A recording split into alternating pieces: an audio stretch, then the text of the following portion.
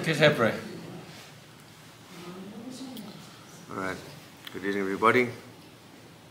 Good evening to you, good evening to you. Thanks for coming. So, my name is Doron Yitzchak. I'm not a rabbi. I've been invited to this platform in order to share Torah insights around a form of inquiry that leads to massive real-life transformation. Things that would sort of seem unlikely or maybe even impossible, they sort of just happen when a person does a certain type of inquiry called shadow or shadow work. This is not it's not something unknown. It was introduced to the world by a guy called Carl Jung.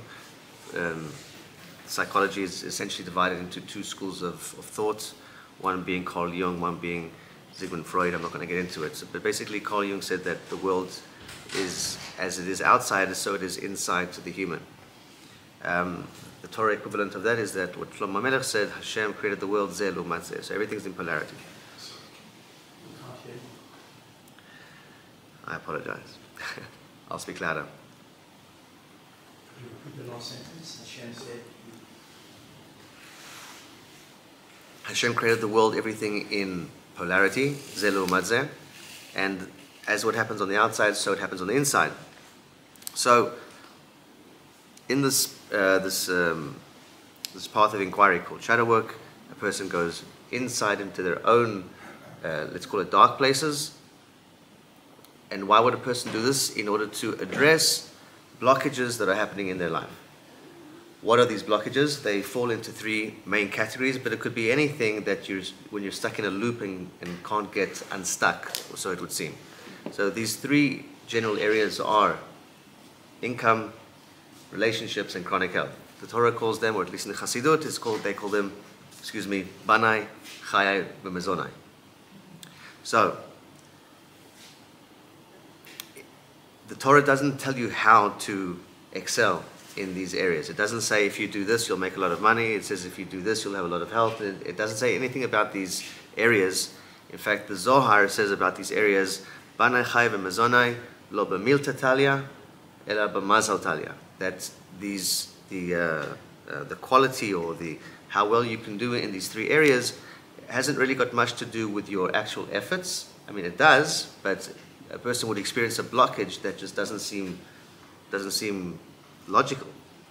So these are the typical reasons why a person would choose to delve and venture into the unconscious in order to not necessarily initially to find out things about themselves, but the way that a person sort of gets forced into it is when that income ceiling is just unbearable now, or when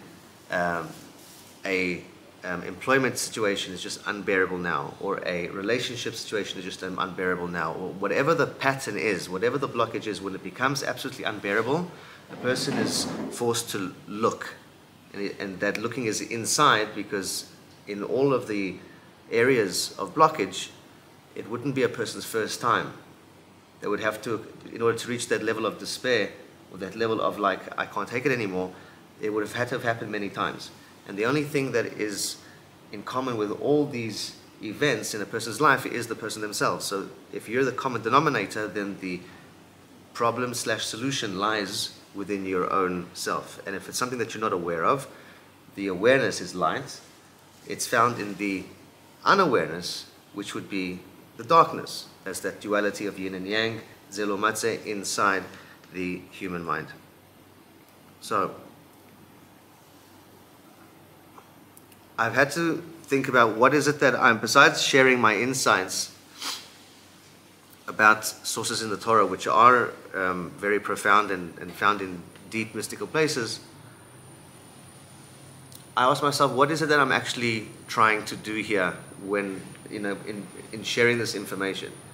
And so what I'm trying to do is trigger, or offer rather, some sort of framework for self-inquiry that you can become aware of within your own psychic makeup, that you can actually look within, find something, and then have something possibly significant happen when you realize there's something about yourself. Does that make sense? So, the name of the game in what I do is called breakthrough. I help people break through these loops so that the results are literally felt in a person's life. And I'm going to give away my secrets tonight. Everything of what I do is helping a person deal with the voice in the mind that says, I'm not good enough. Everyone's got one. And it's not just I'm not good enough. There are many. In fact, for every area of your life, there is one of these I am and then something negative. For every area of your life. Conversely, you also have the positive. But it has to be done in a structured way where you cannot take the negative seriously, or you cannot take it like personally. Does that make sense? So if, let's say, you've got it's called a shadow belief. Let's say you've got a shadow belief that says, I'm an idiot. Usually very smart people have it, right? Because the negative would be the engine, and the positive would be like the performance of the car. So if you look at a car that's got like a really big engine, that would be the negative because it's doing the propelling. And what happens is that the performance is really big. So as there is a contraction, so there is an expansion. So if a person has this belief about themselves that I'm an idiot, or it could be anyone, I'm just using, there's many, many of them, I'm just using this one specifically. It hurts so much because you don't know what to do with it. And so what ends up happening, because there isn't any type of guidance around this, is that the pain of that I am something negative, I'm not good enough, I'm a loser, I'm not worthy, for this example, I'm an idiot, the pain of that belief becomes so much, and it's completely unguided. There's no sort of like support, hey, this is what you do with it. What ends up happening is an avoidance of anything around it and a justification for any way that it may be true. So if I behaved in a certain way, which if I made a silly mistake, and the only conclusion that you can make from someone that makes such a silly, thoughtless mistake is I'm an idiot, then that would be a manifestation of that voice in my mind. Does that make sense? But because they don't exist alone in a singularity, they're part of a duality. There is the negative and there is the positive. So in this field of inquiry, when we look into the negative, we're doing what Hasidus calls an iskafia. It's translated as subjugation, but it's actually a force. Just like a spring needs to be forced down before it can expand, and the arrow needs to be forced back. It doesn't want to go by itself. There's some forcing involved. So the iskafia is this forcing. And then once there is this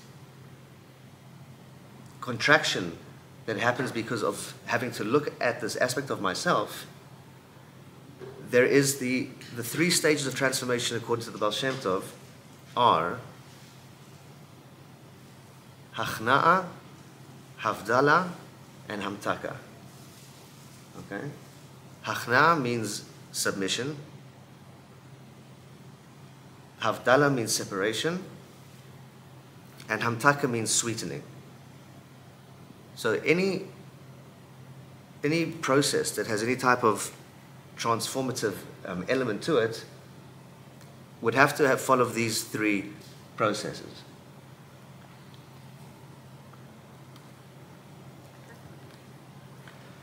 The process of self-inquiry, when it comes to the specific area of the shadow of the Tzel, which is where all the power is, because without Tzel there cannot actually have been this world, right? We spoke about this in previous sessions, that the light is so great that nothing could exist in the singularity, so something had to obstruct that light, which is an act of chesed, make space in Tzel, and a world called the Atzilut got created, and then everything emanates from there. So this thing of Tzel is a very divine concept.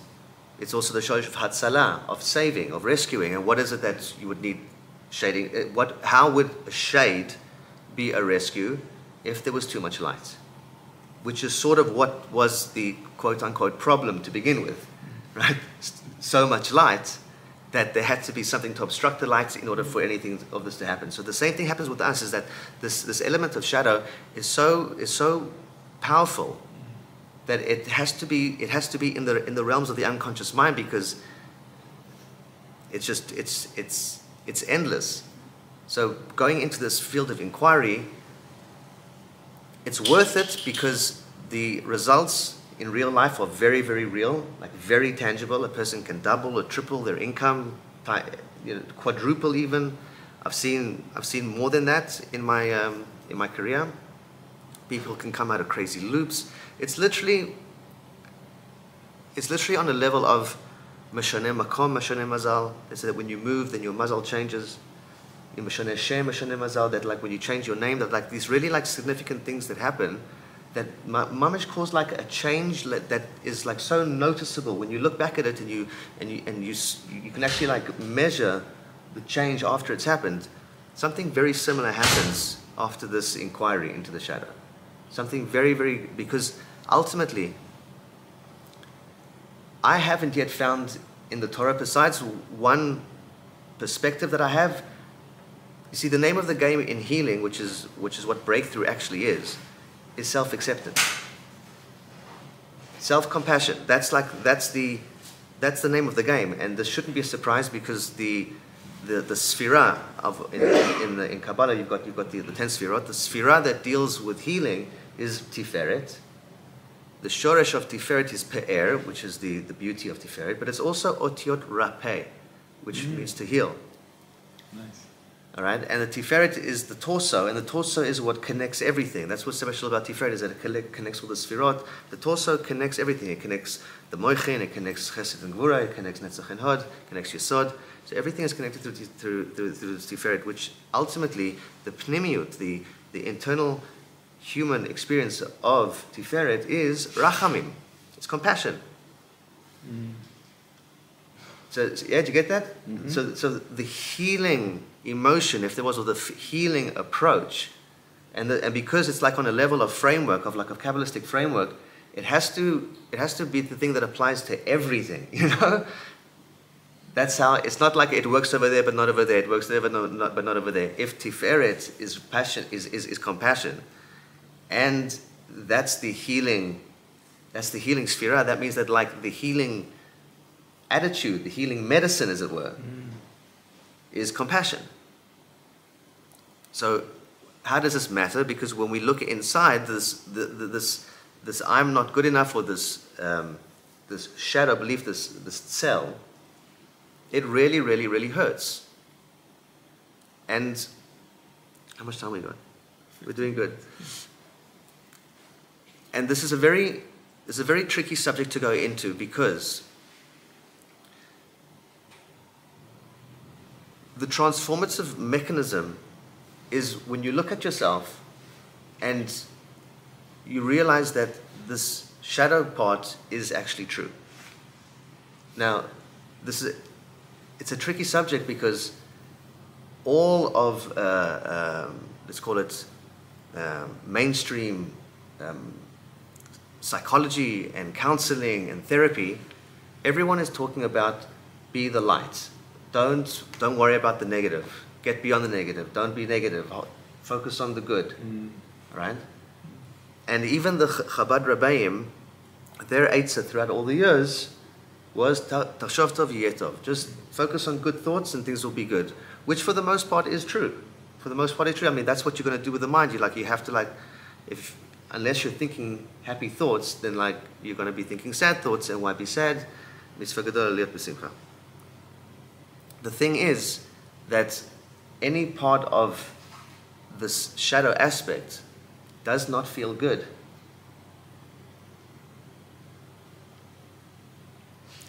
And when you're able to look at that place of yourself and experience compassion to your own self, because, as I mentioned last week, that what separated consciousness in man to begin with, so what made Adam not enlightened anymore, right? Because when he was created, he was part of the system. They could walk around without any clothes and not be ashamed because there was no separation, there was no sense of self.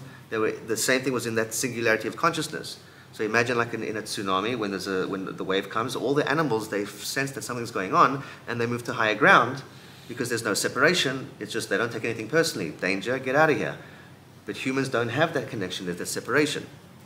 So what was the mechanism that caused separation? It was biting into a fruit of judgment, right? Because the name of the tree is Eitz Hadas Ben Tov L'Ra, knowing that one thing is good and one thing is bad. That act of deeming one thing good and one thing bad is, in the human terms, that's called a judgment. So this judgment aspect of the mind that happened as Adam and Chava bit into this fruit of judgment and made them not enlightened anymore, made them have separation, have a sense of self. They could be embarrassed about that. So the first emotion that they experienced was shame. There's got to be something like really powerful there. And the truth of the matter is that in that shame is where all the power is. In that shame is where all that power is. So far, so good, everyone? Mm-hmm. Okay. So if that's the case, why was it that the Chabad Rabbeim officially said, just focus on the good. Don't worry about that aspect of yourself. Fair question? Mm-hmm. Because people are going to follow that, and so they should. And so, as I may have alluded to this, I think in the first session, in the first installment, that is the right way to go about it, because inside this area of inquiry, if it's not done, facilitated, there's a lot of pain. And the person needs to be supported in that process. There's a lot of pain when the person looks at themselves and realizes that over there and over there and over there in my life, my shadow belief is true. I really am an idiot, or I really am not good enough, or I really am not worthy, or a loser, a failure, whatever. Over there, then there, it's true, because up until now, like it's been difficult to sort of like not look at it and then ignore it, focus on the good. But over there I'm good, over there I'm good, and over there I'm good. But when a person looks at these areas and goes like, wow, that really hurts, that's the bottom line, it really hurts. So remember, a person would want to like really need to look inside because they're so sick and tired of elements in their life repeating themselves and feeling so stuck that it feels like despair. So when a person looks through that and then the pain becomes dislodged, and in this dislodgement there is sort of a space that gets created because the person says, I feel so lighter. That space gets filled with abundance. But until then, there's this repeat that keeps on happening. So that's sort of the story of like human transformation, and if done right. And if we look at the Baal Shem Tov's stages of transformation, the hachna is submitting. It comes from the kniyah to be able to like beat something, or to like ring it, and that's becoming aware of something. So when you're able to become aware of something and face it head on, then there's got to be some hachna, there's got to be some submission, either to the thing you're looking at, or maybe even to yourself. It would be called an ego death, when a person, when something that you realize about yourself becomes so uncomfortably true that it actually changes how you see yourself. And then there's the havdalah, which is the separation. I, as a being, I'm not my behavior. And this is so deep, because a person's actions emanate from their being. Your actions emanate from not so much what you're doing, but who you're being. The word for being is havaya, which is yud kei vav kei. That's like, there's a godliness inside of us that has a light and a dark, a light self-image and a dark self-image, and they're both active in my life at the same time, and they require a forgiveness, an integration, a unification, as it were, because right now the one opposes the other. Now, I heard from this one Rabbi Yaakov Rashevsky, who was really like speaking amazing deep things from the Zohar. And he mentioned something that absolutely blew my mind I want to share. We're doing with time? We're good with time. So he was talking about in Parshas Pinchas. Parshas Pinchas, he says that Pinchas did what he did, like out from a place of zealous. He was like so zealous to like uphold the law that he spared Cosby and Zimri. And then for this he was given it's called Briti Shalom, the covenant of peace. So he says on a level of Sod, what was this covenant of peace? So I think it was Rashi that says that it's between Hashem and the Jewish people, but he said that there's a deeper aspect of that, because there isn't a natural an antagonistic relationship happening between Hashem and the Jewish people. So there's got to be, in order for there to be peace, and that's got to be like a godly act, there's got to be some potential for battle or resistance between the two sides. So what does he say? I think based on this guy, Rabbi Bashashki, he says, quoting the Zohar, that this covenant of peace, this Brit Shalom, is actually between the light side and the dark side, between the light and the dark, that they would work together for the betterment of the person, and there wouldn't be a conflict of interest between the negative and the positive. Isn't that beautiful? The same way that there's no conflict of interest, so to speak, between the arrow going back and then it going forward. They work together. So the Yerida and the Aliyah, they work together in a process. So it was amazing talk. It's just really nice to hear someone else speaking about this stuff and quoting Torah sources. So, but what you're saying is that rather than just focusing on the good, you want to focus your consciousness on both the good and the bad and integrate it? Is that what you're saying? 100%. So the only point of there being anything bad about myself is because that contraction, that little bit of bad, creates all the good. The darkness creates all the good. Mm. And in order to increase the light, you actually have to go to the darkness and eliminate the darkness, so to speak, like eliminate the hidden by bringing the light of awareness.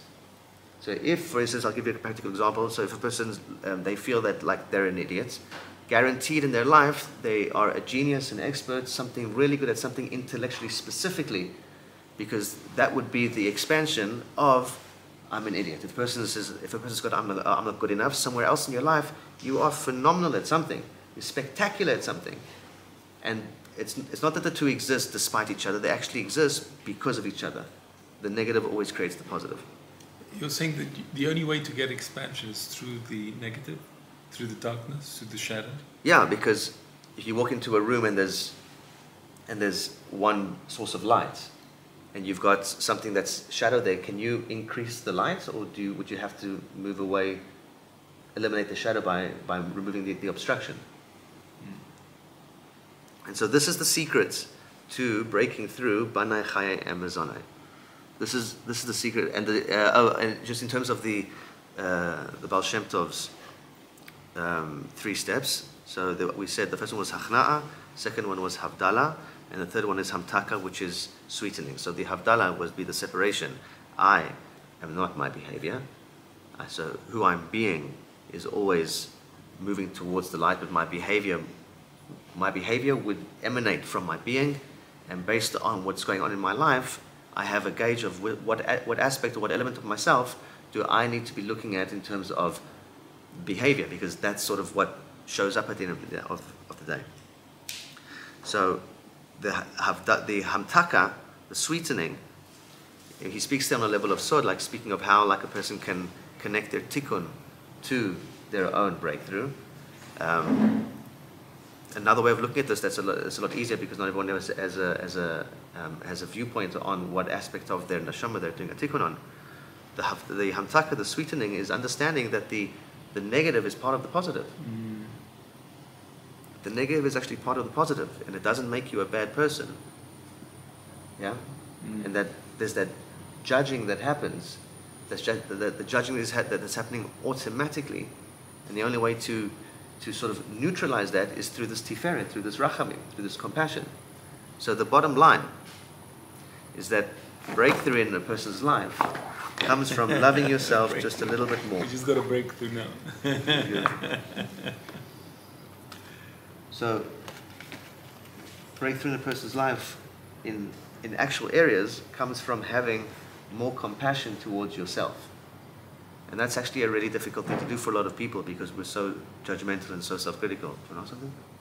That's a question. Sure. What if the darkness is all-consuming? It's like the plague of darkness, thick. It snuffs out any light that the person might be trying to see. How does one work around that? So that's why I said in the beginning, it does need to be facilitated, right? But a lot of people are sitting already in the darkness. The answer to that question, I believe, is that compassion beats anything. Self-compassion just beats anything. So a person can carry on resisting for a long time. The reason that the Chabad Rabbeim said to focus on the good, because going into the darkness can unravel things. I've got 4 minutes. I'll cover this more in the next session, but there was a pamphlet that Rabbi Yitzchak Ginsburg, who's the leading authority in Kabbalah, that he released in Parshat Bechukotai. Is it Bechukotai? The one with the snake? Yeah, I think it is. Anyway, the parsha with the snake that Moshe put on a copper pole, and people that got bitten by the snake would look at it and get healed. So that's basically the parsha of healing from a Hasidus or a Pnimis point of view. So he was saying in this pamphlet, and I hope I can say it in 3 minutes, that the Shadim, the demons, were created on the 6th day. And they were created, Ben Hashmashot, they were like the last thing that was created, and then creation got completed, so no more creation. So these Shadim got created without bodies. So he was addressing 2 questions, is that if they got created without bodies, like, first of all, what would happen if they would have bodies? They would like be able to control our reality, like through sorcery and what have you, like manipulating the code. So therefore, if they didn't have bodies, then where were their bodies? Like where were they hosted, so to speak? In whose bodies are they? And the answer is they're in our bodies, residing in the unconscious mind. And then he does something like this. He says, the word for in Hebrew shin and in Dalet that we say shade, if you take that same utterance and write that in English, it spells out the word S-H-A-D-E, shade, which is sort of where the word shadow comes from. Right. So he was saying, like, should a person venture into the shadows in order to deal with these shadim, these shadows?